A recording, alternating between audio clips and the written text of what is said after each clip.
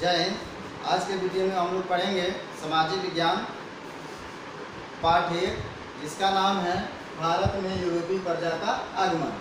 तो आइए हम शुरुआत करते हैं पहला चैप्टर, जिसका नाम है भारत में यूरोपीय प्रजा का आगमन। तो पाठ को शुरुआत करने से पहले पाठ के बारे में एवं किताब के बारे में थोड़ा सा हल्का सा जानकारी ले लेते हैं। किताब का नाम है सामाजिक विज्ञान, इसका शॉर्ट का नाम है यस, जिसको बोलते हैं सोशल साइंस। सोशल मतलब होता है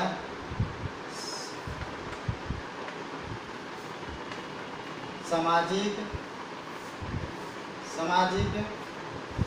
प्लस साइंस मतलब होता है विज्ञान, दोनों मिलकर बनता है सामाजिक विज्ञान। इस प्रकार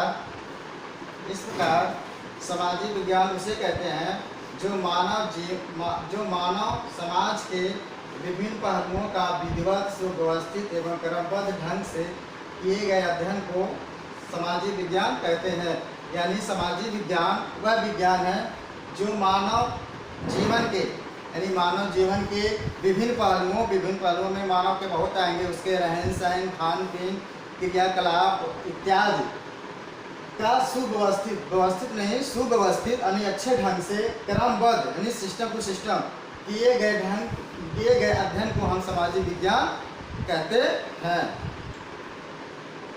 तो हम समझने का कोशिश करते हैं कि भारत में यूरोपीय प्रजा का आगमन कैसे हुआ। तो प्राचीन समय में विश्व में भारत का स्थान महत्वपूर्ण था, और वह स्थान था भारत के रहन सहन, खान पीन एवं यहाँ की भारतीय संस्कृति से यूरोप के लोग काफ़ी प्रभावित थे। वह भारत के भूमि पर आना चाहते, भारत को खोजना चाहते थे। उसके भारत के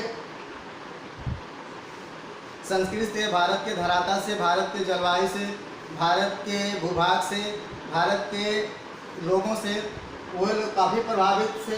इसलिए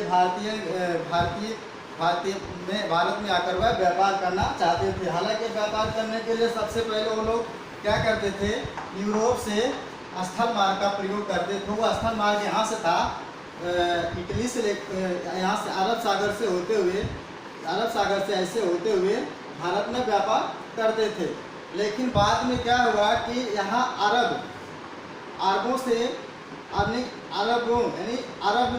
लोगों से झगड़ा हो गया। यहाँ पर एक प्रदेश था जिसका नाम था कॉन्स्टेंटिनोपल प्रदेश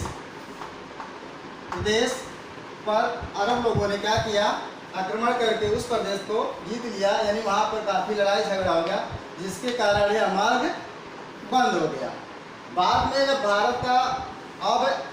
यूरोप का और भारत का संपर्क टूट गया, तो अब भारत पर आने जाने के लिए कोई दूसरा स्थल मार्ग नहीं था। अब यूरोप के लोगों ने क्या किया, भारत पर आने के लिए समुद्री जल मार्ग की खोज करना प्रारंभ किया। सबसे पहले क्रिस्टोफर कोलंबस ने, जो इटली का निवासी था क्रिस्टोफर कोलंबस, और 1492 में भारत को खोजने के लिए निकला। 1442 में वह भारत को खोजने के लिए निकला। वह उसका रास्ता ऐसे था, इटली से वह चला था ऐसे चला और यहाँ पर पहुँचा अटलांटिक महासागर में। वो यहाँ से ना तो उत्तर साइड गया और न दक्षिण की तरफ गया, वह सीधा पश्चिम की तरफ गया, और गलती से वह यूएसए पहुंच गया। यूएसए मतलब यूनाइटेड स्टेट ऑफ अमेरिका, यानी संयुक्त राष्ट्र संघ, यानी वह अमेरिका गलती से पहुंच गया। और वह जब तक वह जिंदा रहा अपने आप को भारत का खोजकर्ता मानता रहा। लेकिन बाद में उसे पता चला कि हम जिस भूभाग को खोजे हैं वह अमेरिका नहीं, कोई और भूभाग है। इस बात से प्रभावित होकर अमेरिका यूरोप के और काफ़ी लोग फिर से भारत को खोजने के लिए निकले और अमेरिका जो अमेरिका के जो मूल निवासी थे उनको रेड इंडियन कहा जाता है, और अमेरिका के टापुओं को वेस्ट इंडीज कहा जाता है। इस प्रकार कोलंबस का यात्रा असफल रहा, वह भारत पर नहीं पहुंच सका। इस प्रकार भारत का वास्तविक खोजकर्ता वास्को द गामा को माना जाता है। वास्को द गामा पुर्तगाल, आप नक्शे में स्पष्ट रूप से देख सकते हैं पुर्तगाल कहाँ है। ये रहा है आपका पुर्तगाल का निवासी था वास्को द गामा। यह 12 मई, सन को याद रखना, 12 मई 1458 ईस्वी में यह भारत को खोजने के लिए समुद्री रास्ते से निकला।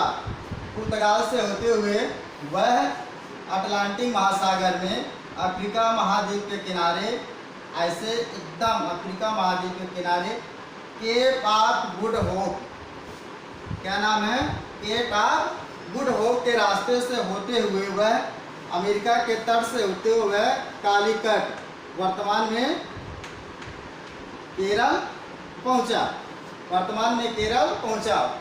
इतने समय, और उसको काफ़ी समय लगा, 1502 केरल पहुंचा। 1502 में कालीकट में कोठी की स्थापना की। इस प्रकार जब वह कालीकट पहुंचा तो कालीकट यानी केरल के राजा, जिसका नाम था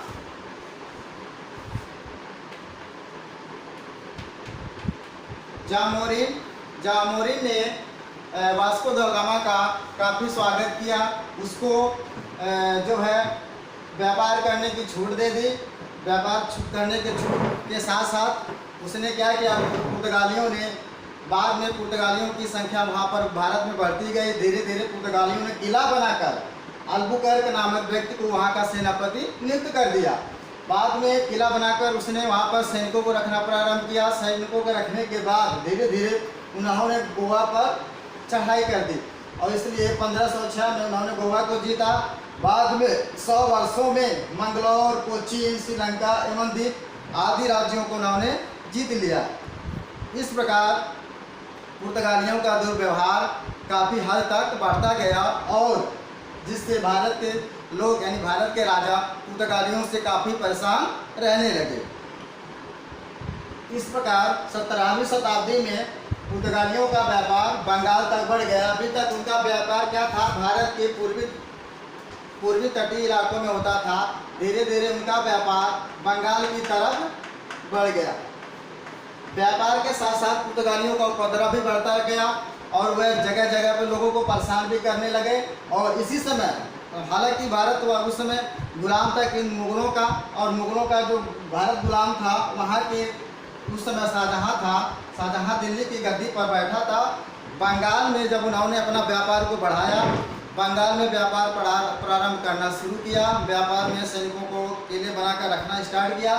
बंगाल में पुर्तगालियों के दुर्व्यवहारों की शिकायत वहाँ के स्थानीय लोगों ने जब शाहजहाँ से की, वहाँ पुर्तगालियों की शिकायत की, तो शाहजहाँ ने उनके किलों को तोड़वा दिया, उनके तंबुओं को उखाड़ के फेंकवा दिया, और वहाँ पर जितने भी पुर्तगालियों थे सारे पुर्तगालियों का वहाँ से व्यापार करने का अनुमति नहीं दिया, और पुर्तगालियों का जो भी उनका व्यापार था बंगाल से आगे नहीं बढ़ने दिया, और जिससे क्या हुआ कि वहाँ से आगे पुर्तगालियों का बढ़ नहीं सके, और पुर्तगालियों का जो था तंबू किला उखाड़ कर फेंक दिया गया, उनको सैनिकों को वहाँ से भगा दिया गया। इस प्रकार पुर्तगालियों का अंत हो गया।